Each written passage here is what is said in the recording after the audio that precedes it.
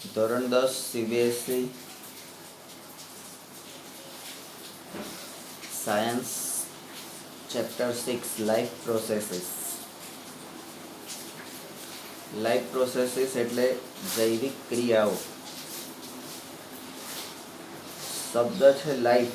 Life એટલે જિંદગી અને જિંદગી એટલે જીવવા માટે પ્રોસેસીસ, જે જરૂરી ક્રિયાઓ છે, જે જીવવા માટે જરૂરી છે, એ પ્રોસેસીસ કઈ છે એ આપણે શીખવાનું છે અત્યારે. અહીં આગળ આખા ચેપ્ટરમાં આપણે શું ભણવાનું છે, કેટલી પ્રોસેસ ભણવાની છે એ અહીંયા તમને કીધું છે. What will you learn in this chapter? તો વોટ આર લાઈફ પ્રોસેસીસ? જૈવિક ક્રિયાઓ શું છે? તો મેં કીધું એમ કે જે જીવવા માટે જરૂરી છે. જીવવા માટે એટલે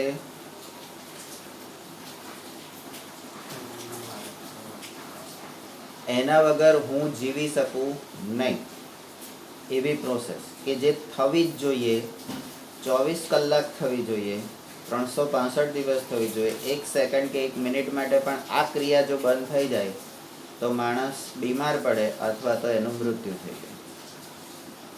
બરાબર? તો એવી ક્રિયાઓ આપણે ભણવાની છે. તો એની ક્રિયાઓમાં પહેલી ક્રિયા છે ન્યુટ્રિશન. ન્યુટ્રિશન એટલે શું? પોષણ. ન્યુટ્રિશન એટલે પોષણ.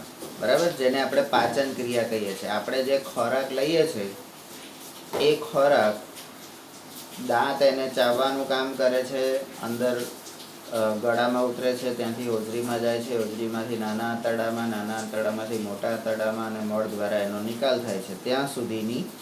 એટલે જે પાચન એટલે આપણા ખોરાકમાં જુદા જુદા તત્વો રહેલા છે. બરાબર?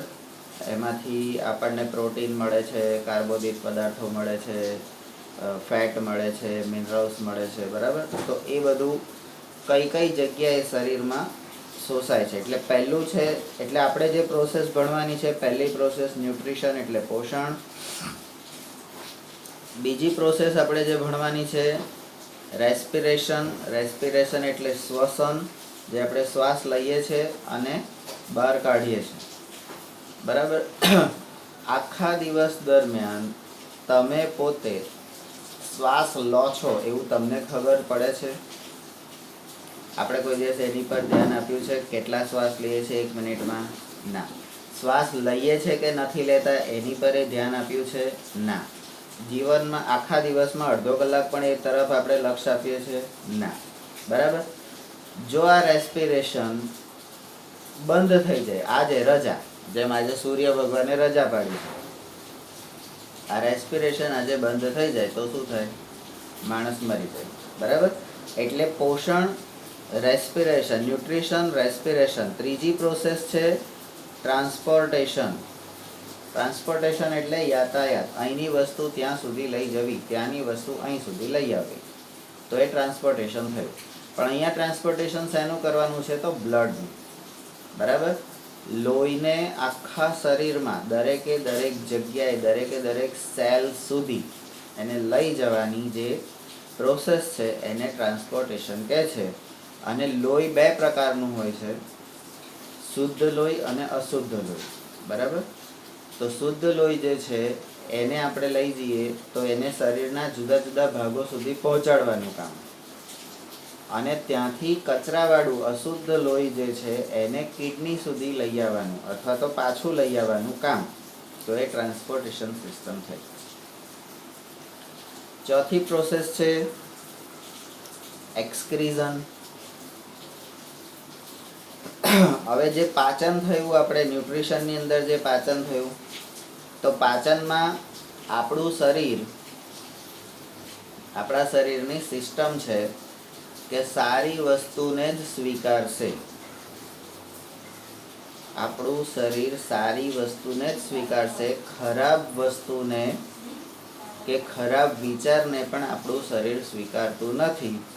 જો એવું કંઈક ખાઈએ અથવા એવું કંઈક વિચારીએ તેનાથી શરીર ઉપર નુકસાન થાય છે, શરીરને નુકસાન થાય છે, એના સેલ્સ ડેમેજ થાય છે કે એના કોઈ પણ ફંક્શન એબનોર્મલ થઈ જાય છે, કંઈ પણ થઈ જાય છે. તો ન્યુટ્રિશનની અંદર જે પોષણ લઈએ છીએ, જે ખોરાક આપણે લઈએ છીએ, એમાંથી સારું સારું બધું જે છે એ લઈ લે છે અને ખરાબ જે છે ઉત્સર્જન, કચરો, એ એક્સક્રીઝન કરે છે. એવી જ રીતે રેસ્પિરેશન દરમિયાન પણ આપણે ઇન્હેલ કરીએ છીએ તો ઓક્સિજન, બહાર કાઢીએ છીએ તો કાર્બન ડાયોક્સાઇડ. તો સારી વસ્તુ છે ઓક્સિજન તો લઈએ છીએ, કાર્બન ડાયોક્સાઇડ ખરાબ છે તો એને બહાર કાઢીએ છીએ. બરાબર. ટ્રાન્સપોર્ટેશન દ્વારા જે બ્લડ, પ્યોર બ્લડ જે છે એ આખા શરીરના દરેકે દરેક સેલ સુધી પહોંચ્યું, પણ ત્યાં આગળ જે કચરો હોય, ત્યાં અશુદ્ધિઓ હોય, બરાબર, ઇમ્પ્યોરિટી હોય, એ બધી જે છે એ બધાને પાછું લઈ આવવાનું. અને પાછું લાવીને ક્યાં એને મોકલવાનું? તો કે કિડનીમાં. કારણ કે આપણા શરીરની ગરણી, કચરો ગાળવાની ગરણી જે છે એ કિડની છે. તો એક્સક્રીઝન.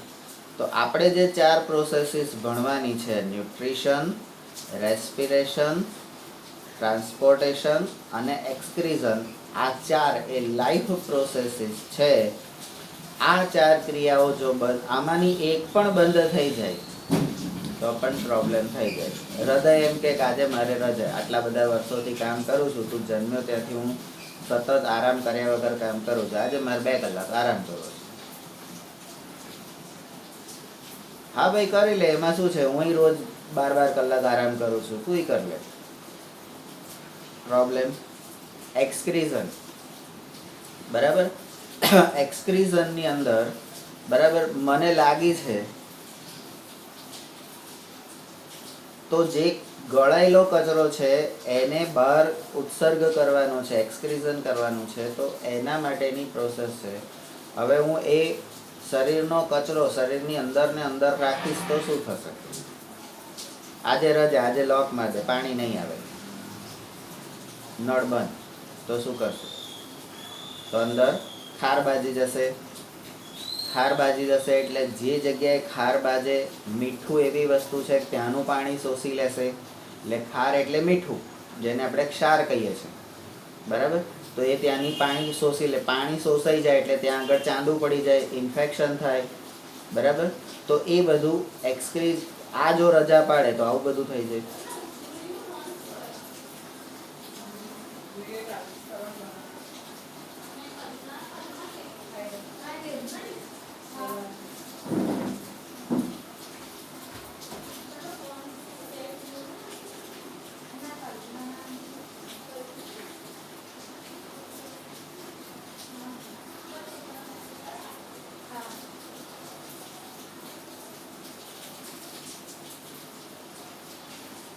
શું થયું?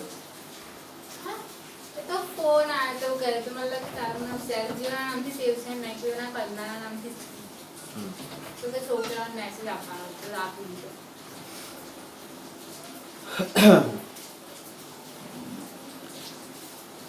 તો આ 4 જે છે એ લાઈફ પ્રોસેસીસ છે. એના વગર જીવવું શક્ય નથી. બાકીની બધી પ્રોસેસીસ આપણા શરીરમાં જે છે એના વગર જીવવું શક્ય છે. એ ના કરીએ, એ ના થાય તો આપણે કંઈ મરી જવાના નથી. પણ આપણે આ 4ની ઉપર ધ્યાન નથી આપતા, આપણે બીજા બધા પર ધ્યાન આપીએ છીએ. આપણું ધ્યાન આ 4 ઉપર હોવું જોઈએ, જે લાઈફ પ્રોસેસીસ છે. બરાબર. તો કેટલા પ્રકારની પ્રોસેસીસ? 4 પ્રકારની પ્રોસેસીસ. બરાબર. ન્યુટ્રિશન, રેસ્પિરેશન, ટ્રાન્સપોર્ટેશન અને એક્સક્રીઝન. ન્યુટ્રિશનમાં આપણે શું ભણવાનું છે? તો કે ઓટોટ્રોપિક ન્યુટ્રિશન. બરાબર. ઓટોટ્રોપિક ન્યુટ્રિશન શું છે? પોષણ. તો સ્વયં પોષણ, પોતાની જાતે પોષણ. બરાબર. હેટરોટોપિક ન્યુટ્રિશન એટલે પર પોષણ, પરાવલંબી પોષણ, બીજા પર આધાર રાખવો પડે એવી રીતે. બરાબર. How do organisms obtain their nutrition. બરાબર. દરેક સજીવો, ઓર્ગેનિઝમ્સ એટલે અહીંયા દરેક સજીવો, બરાબર, આ પૃથ્વી પર જે અસ્તિત્વ ધરાવે છે એ બધા પોતાનું પોષણ કેવી રીતે મેળવે છે. તો આખી પોષણની ન્યુટ્રિશનની આખી પ્રોસેસ. અને ન્યુટ્રિશન ઇન હ્યુમન બીંગ્સ, માણસોમાં, મનુષ્યમાં પોષણ અથવા મનુષ્યમાં પાચન કેવી રીતે થાય છે એ આપણે ભણવાનું છે. એટલે સાયન્સની અંદર અને એમાં પણ બાયોલોજીની અંદર કોઈ પણ વસ્તુ ભણવાની હોય, એ ન્યુટ્રિશન હોય, રેસ્પિરેશન હોય, ટ્રાન્સપોર્ટેશન હોય કે એક્સક્રીઝન હોય, બરાબર, એ કોઈ પણ વસ્તુ ભણવાની હોય તો 3 વસ્તુમાં ભણવાની. ફર્સ્ટ વનસ્પતિ મીન્સ પ્લાન્ટ, સેકન્ડ એનિમલ્સ પ્રાણી, અને થર્ડ હ્યુમન બીંગ મનુષ્ય. તો દરેક પ્રોસેસ આ 3 વ્યક્તિઓમાં ભણવાની, 3 વસ્તુમાં ભણવાની, પ્લાન્ટ્સ, એનિમલ્સ એન્ડ હ્યુમન બીંગ્સ. બરાબર. એટલે આ 3 વસ્તુ, આ 4 વસ્તુ 3માં ભણવાની છે. રેસ્પિરેશન, ટ્રાન્સપોર્ટેશનમાં શું કરવાનું છે તો કે ટ્રાન્સપોર્ટેશન ઇન હ્યુમન બીંગ્સ અને ટ્રાન્સપોર્ટેશન ઇન પ્લાન્ટ્સ. હવે હ્યુમન બીંગ્સ એ પણ એક એનિમલ્સ જ છે. હ્યુમન બીંગ એ પણ એક એનિમલ છે, કારણ કે માણસ પણ એક પ્રાણી છે. તો તમે પ્લાન્ટ્સમાં શીખ્યા એના પરથી ડાયરેક્ટ તમે એનિમલ્સ એટલે પ્રાણીની અંદર જે શીખશો એ પણ માણસની અંદર જેવું જ હોય છે. બરાબર. એક્સક્રીઝન, તો એક્સક્રીઝન ઇન હ્યુમન બીંગ્સ અને એક્સક્રીઝન ઇન પ્લાન્ટ્સ. બરાબર. તો એક્સક્રીઝન એ પણ માણસ અને પ્લાન્ટ્સમાં આપણે જોવાનું છે. ત્યાર પછી આપણે જે રીતે કરીએ છીએ કે ભાઈ આપણું કોઈ પણ ચેપ્ટર હોય તો એ ચેપ્ટરને આપણે એનું જે last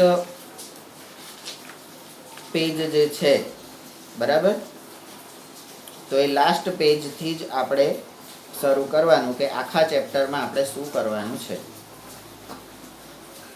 what you have learn, તમે શું ભણ્યા, પણ આપણે એને શું કહેવાનું, આપણે શું ભણીશું. બરાબર.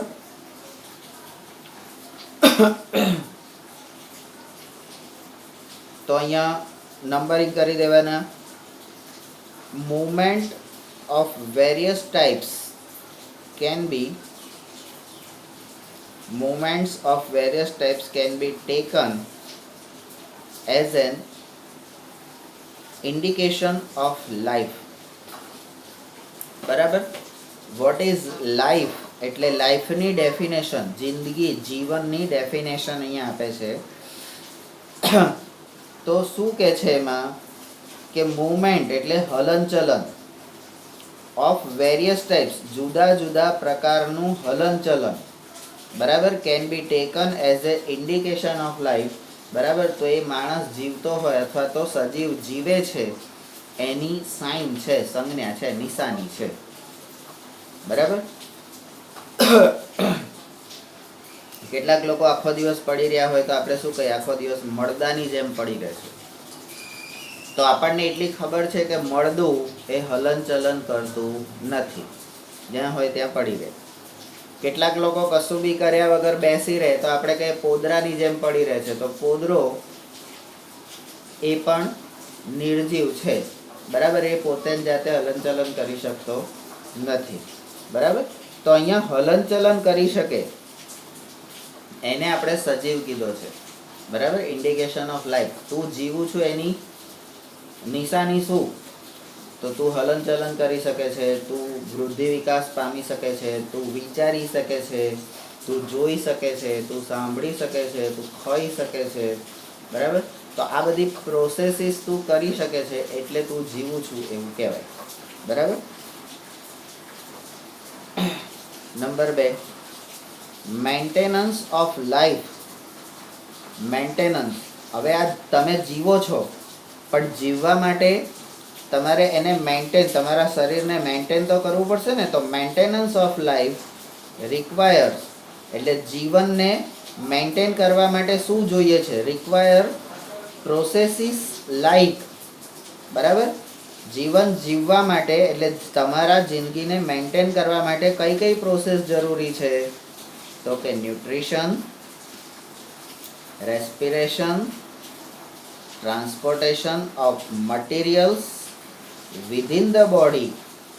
આ ટ્રાન્સપોર્ટેશન ઓફ મટીરિયલ્સ, આપણે જે ખોરાક ખાઈએ છીએ એમાંથી જે સારું સારું તત્વ આપણે શોષી લઈએ છીએ એ બ્લડની અંદર જાય છે, અને બ્લડ એ ફેટ, કાર્બોદિત, ચરબી, બરાબર, મિનરલ્સ, આ બધાને બ્લડ શું કરે છે? જુદા જુદા જગ્યાએ પહોંચાડે છે, બરાબર. અને ચોથી પ્રોસેસ છે એક્સક્રીઝન ઓફ વેસ્ટ પ્રોડક્ટ, શરીરનો જે કચરો, તો એ કચરાનો નિકાલ. આપણું શરીર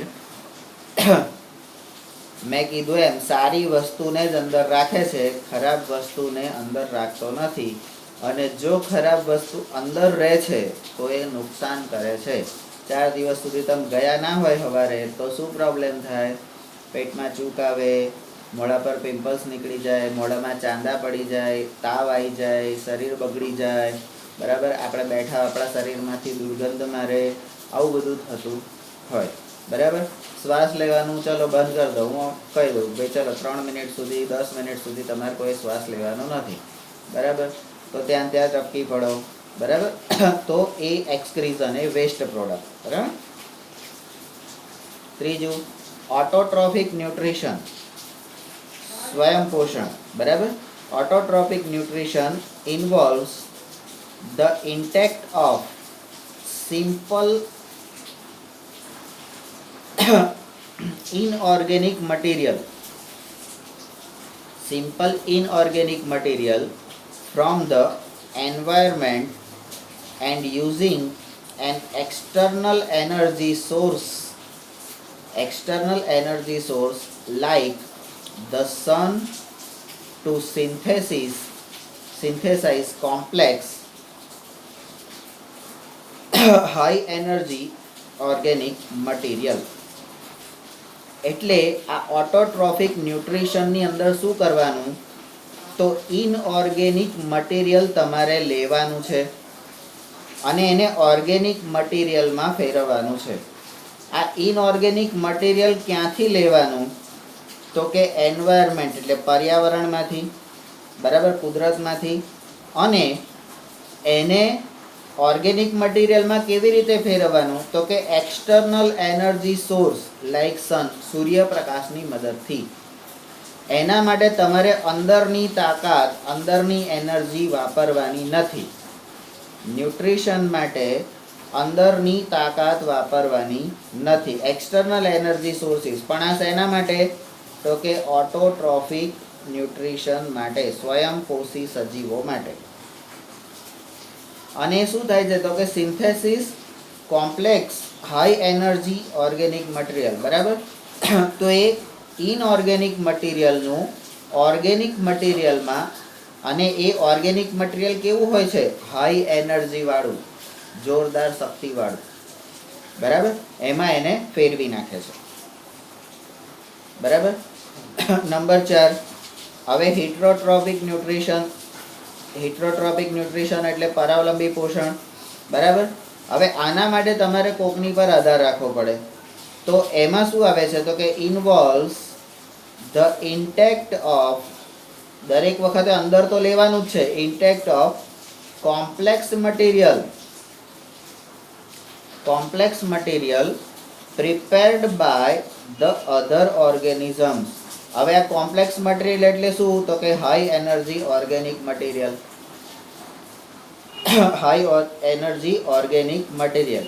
એટલે ઓટોટ્રોપિક ન્યુટ્રિશન કોણ કરે છે? તો કે પ્લાન્ટ્સ પોતે ખોરાક બનાવે છે, એ high energy organic material complex બનાવે છે. એનું હિટરોટ્રોપિક ન્યુટ્રિશન વાળા એટલે આપણે બધા શું કરીએ છીએ? એ હાઈ એનર્જી કોમ્પ્લેક્સ મટીરિયલ આપણે એનો ઇન્ટેક કરીએ છીએ, અને જે બીજા દ્વારા બનાવેલું હોય છે, બરાબર છે. ચલો નંબર 5, ઇન હ્યુમન બીઇંગ્સ. હવે માણસોની અંદર, બરાબર, માણસોની અંદર શું છે?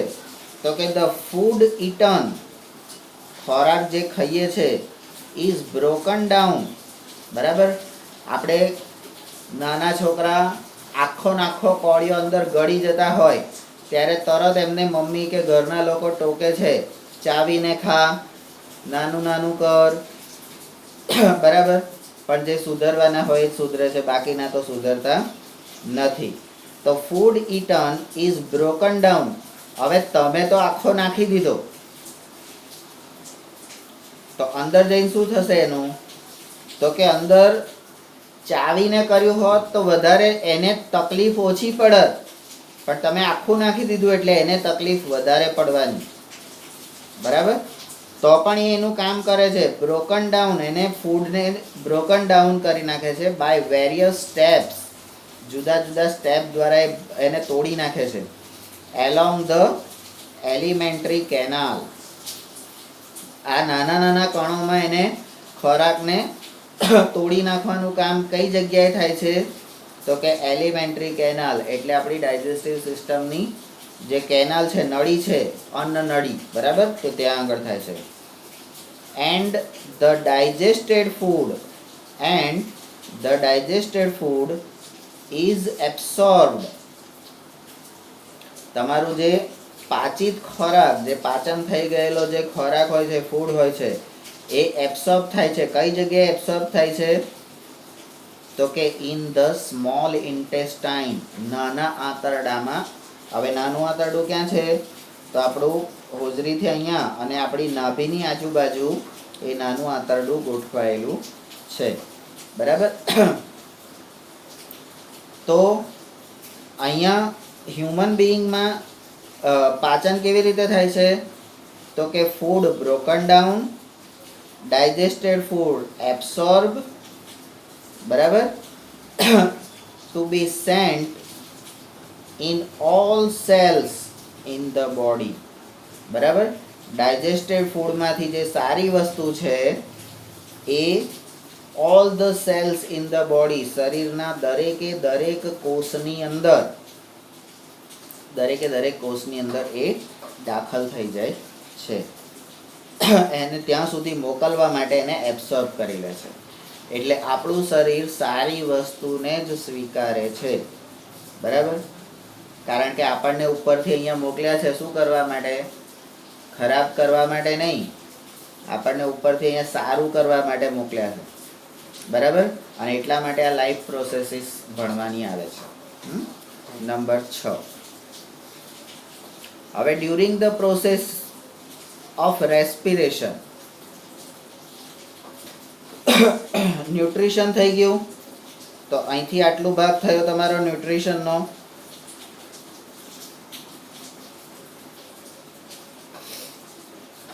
હવે રેસ્પિરેશન આવ્યું, બરાબર.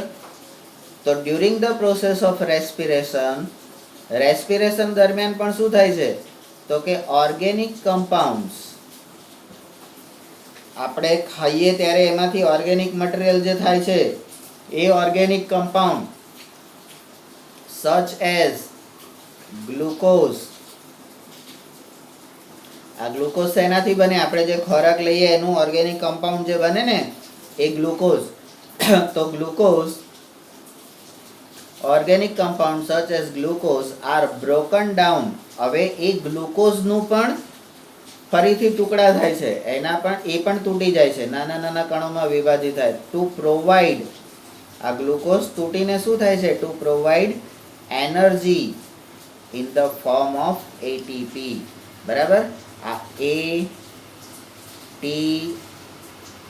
એ એટીપી શું છે? તો કે એડિનોસાઇટ ટ્રાઇફોસ્ફેટ.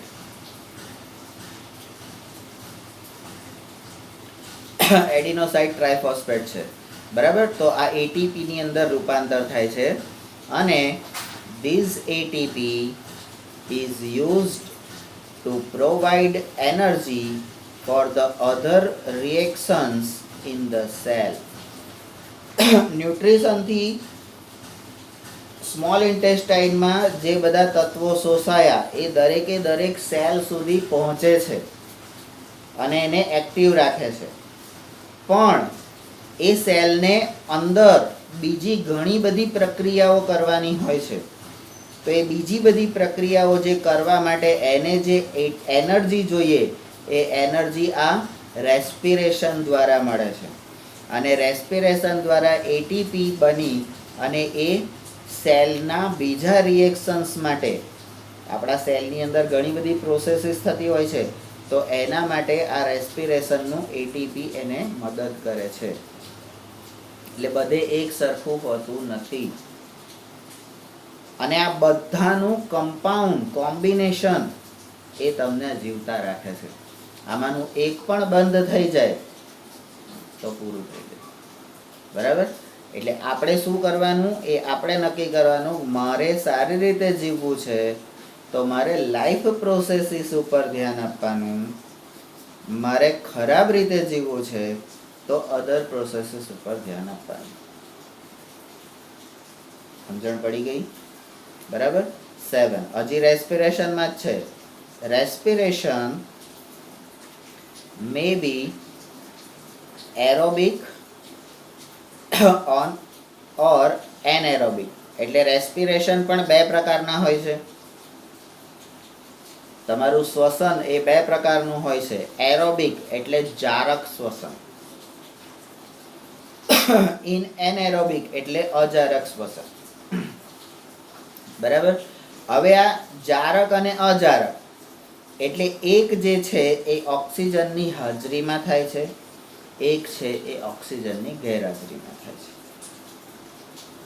બરાબર? તમે જુઓ, તમે તો અંદર ઓક્સિજન જ લો છો, પણ તો પણ એના પાછા બે ભાગ થઈ જાય છે. એટલે આપણા શરીરમાં પણ બે પ્રકારની પ્રોસેસ, એક સારી અને એક ખરાબ, બંને પ્રકારની પ્રોસેસ આપણા શરીરમાં. એટલે આપણે કહીએ ને કે આપણા શરીરમાં સારો માણસ પણ છે ને ખરાબ માણસ પણ છે. આપણે કઈ બાજુ જવું એ આપણે નક્કી કરવાનું. મારે ખરાબ માણસનો હાથ પકડવો છે તો પછી હું એવો જ થઈશ. મારે સારા માણસનો હાથ પકડવો છે તો હું એવો થઈશ. મારે શું કરવું છે એ નક્કી કર. કારણ કે આપણા શરીરમાં તમે અહીંયા આગળ આ લાઈફ પ્રોસેસીસમાંથી જ જુઓ તમે કે અંદર સારું ને ખરાબ બંને થાય છે, પેરેલલ થાય છે, તાજવા સરખા જ છે. તમારે શું કરવું તમારે નક્કી કરવાનું. બરાબર? તો એરોબિક અને એનેરોબિક બે ટાઈપના રેસ્પિરેશન છે. એમાંના આ aerobic respiration makes more energy available to the organisms. આ એરોબિક રેસ્પિરેશન છે એનાથી આ એટીપી એટલે વધારે પ્રમાણમાં આ એટીપીનું નિર્માણ થાય છે, જે સજીવને વધારે શક્તિ એટલે કે ઉર્જા આપે છે. બરાબર? હવે હું થોડોક આમ ટૂંકો શ્વાસ લઈ અને વધારે કાર્બન ડાયોક્સાઇડ બહાર કાઢીશ. બરાબર? તો શું થશે? મારા શરીરમાં સારી વસ્તુ ઓછી જશે. બરાબર? પણ હું ઊંડો શ્વાસ લઈશ તો શું થશે? સારી વસ્તુ વધારે આવશે. તો જેટલી સારી વસ્તુ આવશે એટલી જ ખરાબ વસ્તુ બહાર જશે. બરાબર? પણ મારે શું લેવું છે એ મારે નક્કી કરવાનું રહેશે. બરાબર? તો રેસ્પિરેશનના બે ટાઈપ. ચલો, હવે આ જે થયું એ તમારું શું, કઈ પ્રોસેસ થઈ? Respiration process. બરાબર? હવે નંબર 8, ઇન હ્યુમન બીઇંગ્સ, માણસોમાં the transport of material, transportation system આવી. Transport of material. હવે કયા કયા મટીરિયલનું આપણા શરીરમાં આ લોહી કયા કયા મટીરિયલનું ટ્રાન્સફર કરે છે? તો કે સચ એઝ ઓક્સિજન. ક્યાંથી આવ્યો? તો રેસ્પિરેશન દ્વારા. કાર્બન ડાયોક્સાઇડ ક્યાંથી આવ્યો? તો શરીરની અંદરથી, એ પણ રેસ્પિરેશન દ્વારા. બરાબર? ફૂડ આપણું ખોરાક છે તો એ ખોરાકનું પણ ટ્રાન્સપોર્ટેશન કરે છે. બરાબર? અને એક્સક્રેટરી પ્રોડક્ટ એન્ડ એક્સક્રેટરી પ્રોડક્ટ, આપણા જે શરીરનો કચરો છે એ પણ એમાં ટ્રાન્સપોર્ટ કરે છે. Is a function of circulatory system. Circulation એટલે શું? અહીંથી શરૂ કરી અને પાછું એ જ જગ્યાએ આવવું. હૃદયમાંથી જે લોહી બધે પહોંચે છે એ જ આખા શરીરમાં બધે ફરી ફરીને પાછું ક્યાં આવે છે? હૃદયમાં જ આવે છે. બરાબર. પણ એ કેટલી કે જે સેકન્ડે એ સારું લોહી બહાર કાઢે છે એ જ સેકન્ડે એ ખરાબ લોહીને પાછું પણ લઈ લે છે. જો આ ટાઈમિંગ પણ લોચાવાળો થઈ ગયો તો પણ એટેક આવે. બરાબર. એટલે જે આ પંપ થાય છે, બરાબર, એ પમ્પિંગ થાય છે ત્યારે જે બહાર જાય છે એટલું ને એટલું પાછું અંદર આવી જ જાય છે. પણ જે બહાર જાય છે એ સારું હોય છે, અંદર આવે છે એ ખરાબ હોય છે. ખરાબને પાછું એ શુદ્ધ કરીને પાછું મોકલે છે. આપણે રોજ લોહીના બોટલ ચડાવીએ છીએ, રોજ ગ્લુકોઝના બોટલ ચડાવીએ છીએ ના. બરાબર. તો અહીંયા આગળ આપણે તો circulatory system, the circulatory system consist of, આ સર્ક્યુલેટરી સિસ્ટમમાં કયા કયા આપણા પાર્ટ્સ હોય છે? તો કે heart, blood and blood vessels. Heart, blood and blood vessels, 3 વસ્તુ સર્ક્યુલેટરી સિસ્ટમની અંદર હોય છે. બરાબર. કટ કરો.